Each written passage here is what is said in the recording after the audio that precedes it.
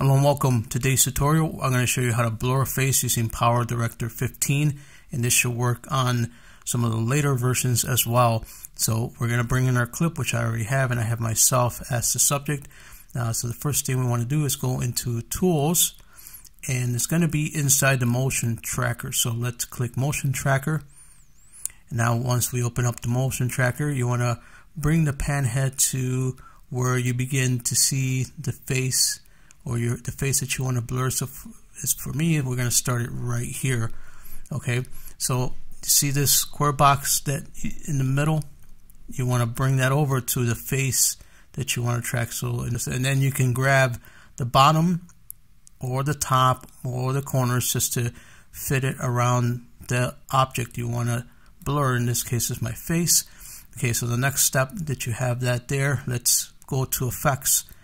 And under Effects, you can do a mosaic, so you can do this mosaic one, but we want to use blur. So let's blur, and how do you get there? Is got a couple of different ones. You can do spotlight, but what we want to do is do the blur.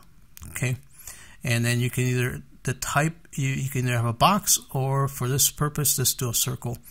And then you can also adjust how much blur you want. So the higher you go, the more blur you're going to get. So let's go to about there is good for me.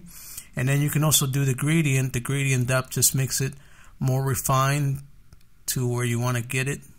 If you want to really get close on the details, you don't have to. It's all on you. It's a matter of taste. So we'll do it in 19.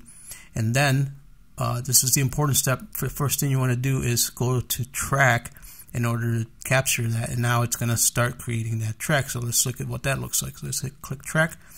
Right now it's creating the motion and it's following along. It's creating the mask and it follows it along. You see how it turned yellow, color yellow, so that means it's doing the recording action. You see the pan head moving. Okay, once it's done, we're going to see what that looks like. So now I'm out of the picture, okay, and you can see that it recorded that.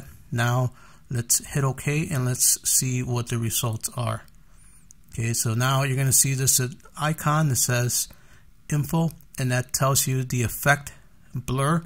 Okay, let's look at what that looks like, and it should work just fine. Let's hit play and see, there it is. There's the blur.